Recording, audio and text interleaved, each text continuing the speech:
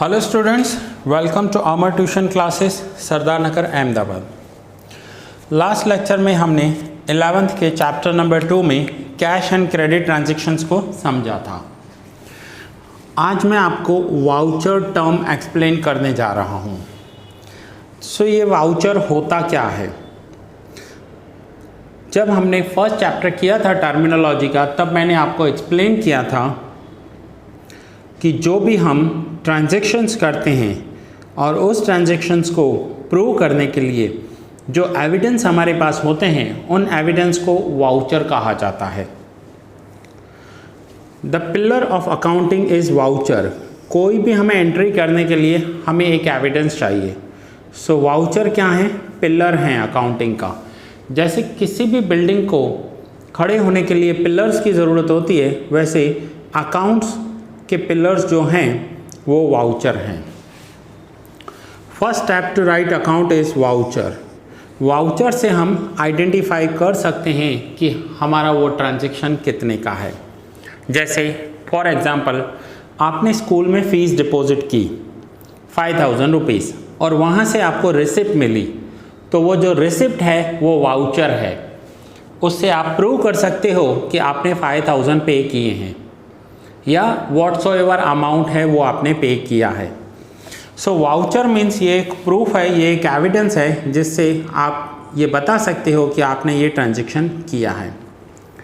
Voucher is a written document of business transaction. ये एक written document है। ये एक रिटन डॉक्यूमेंट है।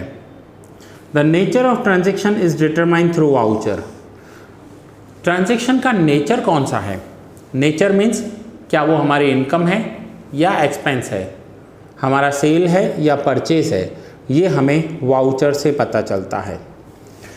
Purchase transactions, sales transactions, bank transactions, expense, income, assets, payable transactions etcetera, इन सब की हमें पहचान होती है। हमें पता चलता है कि हमारा ये जो ट्रांजैक्शन है ये किस टाइप का ट्रांजैक्शंस है। Types are determined on the basis of voucher. A voucher is used as written and authentic evidence. Underline कर लो आप, written and authentic evidence. ये एक evidence है जिससे आप ये पता लगा पाओगे कि ये voucher जो है या ये जो transaction है ये perfect है। For which two parties transaction is made, where one party is voucher giver, one party is voucher giver and another party is voucher receiver. अब जब आप स्कूल में फ़ीस डिपॉजिट करते हो तो स्कूल वाले आपको रिसिप्ट देते हैं, तो स्कूल वाले हो जाएंगे वाउचर गिवर, वो आपको दे रहे हैं, और आप हो जाओगे वाउचर रिसीवर। सो इसमें टू पार्टीज होती हैं। The same voucher has different purpose for both the parties. After recognising the nature of transaction, transactions are recorded in the books of business as per the applicable rules of accounting. In the wide meaning of voucher, the following can be included in voucher. पहले हम transaction देखेंगे, उस transaction का type देखेंगे and then हम उसे recognise करने के बाद रिकॉर्ड करेंगे। ठीक है। सो ये है हमारा वाउचर का डेफिनेशन कि वाउचर होता क्या है। अब हम समझेंगे कि वाउचर में कौन कौन से पॉइंट्स होते हैं और वाउचर के कंपोनेंट्स क्या होते हैं। वाउचर के कंपोनेंट्स मीन्स वाउचर में क्या क्या लिखा जाता है। तो आइए देखते हैं वाउचर के types. Types of vouchers. First, sales bill. Sales bill में voucher of sale of goods. जब हम बिजनेस में कुछ भी सेल करते हैं तो वहाँ पर जो वाउचर बनता है वो वाउचर बनता है sale of goods, goods sale करने का voucher. Second, purchase bill, voucher of purchase of goods. अगर हमारे पास परचेज बिल है, हमने कोई गुड्स परचेज किए हैं, तो वो प्रूव करता है कि हमने ये ट्रांजैक्शन किया है और इस ट्रांजैक्शन के साथ हमने गुड्स परचेज किए हैं। Credit note, note for sales return, जब हम सेल्स रिटर्न रिकॉर्ड करते हैं अपने बुक्स में तब हम क्रेडिट नोट बनाते हैं। क्रेडिट नोट का मतलब होगा कि हमारे पास गुड्स रिटर्न आए हैं। Debit note, note for purchase return, जब हम परचेज रिटर्न करते हैं मीन्स अपने गुड्स हमारे किसी सप्लायर को वापस देते हैं तो हम परचेज रिटर्न बनाते हैं। Counterfoil of cheque, evidence of cash withdrawn from bank, जब हम बैंक से कैश विड्रॉ करने जाते हैं तो उस टाइम पर हम बैंक में जो फिल करके देते हैं उसे कहते हैं evidence of cash withdrawn. Pay in slip, voucher use to deposit cash in bank, आपको पता होगा कि जब हम बैंक में कैश डिपॉजिट करते हैं तो वहाँ पर हम पे इन स्लिप फिल करके देते हैं। पे इन स्लिप क्या होता है, ये एक वाउचर होगा जब हम बैंक में कैश के साथ वो फिल करके देते हैं तो बैंक में बैठा क्लर्क हमारा कैश काउंट कर कर हमें उसके ऊपर स्टैंप लगाकर वो रिटर्न करता है। उसके दो टुकड़े होते हैं, एक वो अपने पास रखता है, एक हमें वापस दे देता है। सो इसे कहते हैं पे इन स्लिप। ठीक है, ये बैंक में कैश डिपॉजिट करने के लिए यूज़ की जाती है। रिसिप्ट इश्यूड, रिसिप्ट इश्यूड का मतलब होता है कि जब हम किसी से पैसे लेते हैं तो हम उसे रिसिप्ट देते हैं, that is called receipt issued. Return certificate for amount received, इसे क्या कहेंगे, return certificate for amount received. Receipt issued मैंने आपको बताया, certificate, return certificate for amount received. अब आप देखिए कि ये हमारा रिसिप्ट बुक है, ये मेरा अमर ट्यूशन क्लासेस का रिसिप्ट बुक है। अब अगर आप नोट करोगे कि जब भी आप मुझे फ़ीस देते हो तो आपको ऐसी ऑफिशियल रिसिप्ट मिलती है। अब इस रिसिप्ट में क्या क्या लिखा हुआ है वो देखिए। सबसे पहले रिसिप्ट इशू करने वालों का नेम लिखा हुआ है, ऑर्गेनाइजेशन होगी, कंपनी होगी तो उनका नेम लिखा हुआ होगा। फिर इशू करने वाले का नेम एंड मोबाइल नंबर यहाँ पर होगा विथ फुल एड्रेस। उसके बाद जो रिसिप्ट दिया गया है उस रिसिप्ट का नंबर कौन सा है। रिसिप्ट नंबर के बाद जो डेट आती है वो जिस दिन आपने फीस दी होगी वो डेट लिखा जाता है। डेट लिखने के बाद यहाँ पर लिखा हुआ है रिसीव्ड विथ थैंक्स फ्रॉम, यहाँ पर स्टूडेंट का नेम आता है, जो भी स्टूडेंट रिसिप्ट फीस देता है उसकी रिसिप्ट बनाई जाती है। कौन से स्टैंडर्ड में है वो, जैसे 11th में है, 12th में है, कॉलेज में है। उसके बाद आता है बोर्ड, गुजरात बोर्ड है, CBSE बोर्ड है, इंटरनेशनल बोर्ड है, जो भी बोर्ड होगा वो लिखा जाएगा। रुपीज़ इन वर्ड्स, सपोज करो किसी ने 1000 रुपीज़ दिए हैं तो यहाँ पर लिखा जाएगा 1000 रुपीज़ इन वर्ड्स लिखा जाएगा। और वो 1000 उसने बाय कैश दिया हो तो यहाँ पर कैश पे टिक किया जाता है, चेक दिया हो तो चेक पे टिक किया जाता है।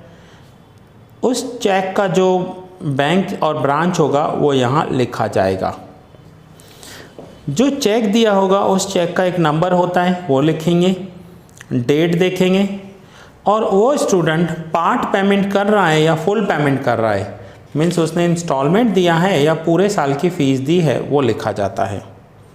फाइनली यहाँ अमाउंट इन नंबर्स लिखा जाएगा, और जिसने फ़ीस ली होगी वो यहाँ पर अब रेवेन्यू स्टैम्प लगाकर साइन कर कर देगा। अगर 5000 अभी के रूल्स के अकॉर्डिंग 5000 से ज़्यादा अमाउंट कैश होता है तो रेवेन्यू स्टैम्प लगाना पड़ता है, 5000 से कम हो तो रेवेन्यू स्टैम्प नहीं लगाते। तो इसे कहते हैं, ये एक रिटन डॉक्यूमेंट है, ये एक एविडेंस है कि आपने फ़ीस पे की है। इसे रिटर्न सर्टिफिकेट भी बोल सकते हो आप। सो अब आपको समझ में आ गया कि receipt issued means return certificate for amount received. अब है receipt received, return certificate for amount paid.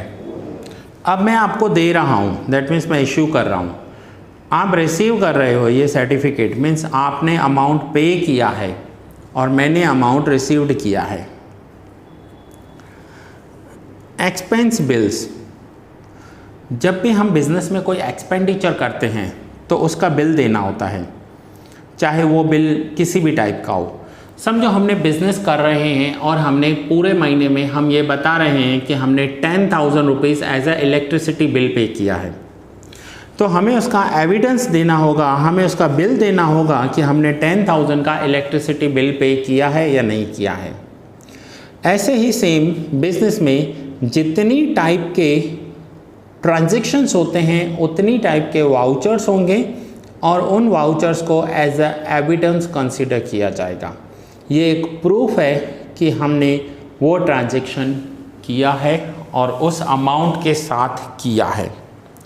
So hopefully आज आपका वाउचर टर्म क्लियर हो गया होगा। अब इसके बाद हम कंपोनेंट्स ऑफ वाउचर में आते हैं कि वाउचर में लिखा क्या क्या जाता है। जैसे ये रिसिप्ट बुक था और रिसिप्ट बुक में मैंने आपको एक्सप्लेन किया कि क्या क्या लिखा जाएगा। अब अगर यही बिल होगा तो बिल में क्या क्या आएगा आप मुझे बताओ। जैसे आप रेस्टोरेंट में जाते हो खाना खाने और वहाँ बिल मिलता है, तो वहाँ पर क्या लिखा होता है, तो आप नोट करेंगे तो सबसे पहले नंबर लिखा होगा, फिर पर्टिकुलर्स होंगे जो फूड हमने ऑर्डर किया होगा, उसका रेट होगा, नंबर ऑफ़ डिशेस होंगे, सामने अमाउंट होगा, फिर उस अमाउंट का टोटल करते हैं, नीचे जीएसटी ऐड किया जाता है और वो अमाउंट हमें पे करना होता है। सो इन सभी को बोलते हैं components of vouchers. So voucher में क्या क्या आता है। जनरली द फॉलोइंग कंटेंट और component is covered in the voucher. Each component has significance from the viewpoint of accounting. ये सारे components वाउचर में आते हैं। First, name and address of voucher issuer. Name आ जाएगा और एड्रेस आ जाएगी जिसने वो वाउचर इश्यू किया हुआ होगा। जैसे मैंने आपको बताया कि मेरा नेम लिखा हुआ है और एड्रेस लिखी हुई है। Name and address of voucher receiver, voucher receive करने वाले का नेम एंड एड्रेस। ये ज़रूरी नहीं होता लेकिन कुछ कुछ वाउचर्स में आता है। जैसे आप मोबाइल लेने जाओगे तो वो आपसे नेम एंड एड्रेस पूछता है। आपने एयर कंडीशन लिया, टीवी लिया, तो वो आपसे नेम एंड एड्रेस पूछते हैं। डेट, जिस दिन का वो ट्रांजैक्शन होगा उस दिन की डेट लिखी जाती है। सीरियल नंबर ऑफ वाउचर, जो वाउचर इश्यू हुआ है उस वाउचर का सीरियल नंबर वहाँ पर रिकॉर्ड किया जाता है। Amount in figure and words, जितना भी अमाउंट उसका ट्रांजैक्शन अमाउंट होगा वो amount in figures and in words note किया जाता है। सिग्नेचर ऑफ बिल प्रिपेयर, जो बिल को प्रिपेयर कर रहा है उसका सिग्नेचर होता है वहाँ पर। Signature of receiver wherever necessary, ज़रूरी नहीं होता है लेकिन सिग्नेचर ऑफ रिसीवर तब लेते हैं जब हम क्रेडिट पे गुड सेल करते हैं। सपोज़ कीजिए कि मैंने मिस्टर ए को 5,000 के गुड्स क्रेडिट पे सेल किए हैं और एक महीने के बाद उसे याद नहीं या वो अपनी टर्म से मुकर गया और वो बोलता है कि उसने मेरे से गुड्स नहीं लिए हैं, तो मैं कैसे प्रूव करूं कि उसने लिए हैं या नहीं लिए हैं। तो वहाँ पर सिग्नेचर करवा लूँगा जैसे ये प्रूफ हो पाए कि मैंने दिए हैं और उसने लिए हैं। देन टाइप ऑफ वाउचर, क्या वो रिसिप्ट है, इश्यू है, सेल्स है, परचेज है, डेबिट नोट है, क्रेडिट नोट है, बैंक के वाउचर्स हैं, वो टाइप ऑफ वाउचर आएगा। एंड अदर डिटेल्स में आता है कि each voucher differs from other in certain context, thus the other details differ from each other. Other details में बहुत सारी अलग डिटेल होंगी। जैसे मैंने आपको यहाँ पर बताया कि मेरे वाउचर में यहाँ पर लिखा हुआ है कि part payment and full payment. कुछ स्टूडेंट इंस्टॉलमेंट में फ़ीस देते हैं, कुछ फुल दे देते हैं एक साथ की पूरे साल की, तो यहाँ पर part payment and full payment लिखा हुआ है, तो ये अदर डिटेल्स हैं। ऐसी other detail voucher to voucher differ हो सकती हैं, सभी में एक जैसी नहीं होंगी। ठीक है, सो ये आपका क्लियर हुआ। ये हैं कंपोनेंट्स ऑफ वाउचर। यहाँ पर हमने जितने भी पॉइंट्स लिखे थे, जो वाउचर का पूरा पॉइंट था वो मैंने आपको अच्छे से एक्सप्लेन किया। नाउ आगे हमें टाइप्स ऑफ अकाउंट्स देखने हैं और उसके बाद हम अकाउंट्स के सम स्टार्ट कर देंगे। सो टाइप्स ऑफ अकाउंट आपका एक और पॉइंट बाकी है टाइप सीखने, और टाइप्स ऑफ अकाउंट्स के बाद हम सीधा अकाउंट्स के सम स्टार्ट करने वाले हैं। सो अभी तक आपने जितने भी लेक्चर्स हैं वो रेगुलर देखे हैं तो ठीक है, नहीं देखे हैं आगे पीछे करके देखे हैं तो सारे लेक्चर्स एक बार रेगुलर देख लो, और फिर हम आगे next types of accounts clear करने के बाद आगे बढ़ेंगे अकाउंट्स के सम्स में। ठीक है, सो फ्रेंड्स ये लेक्चर यहाँ पर ही पूरा कर रहा हूँ। बहुत जल्द हम मिलते हैं नेक्स्ट लेक्चर में।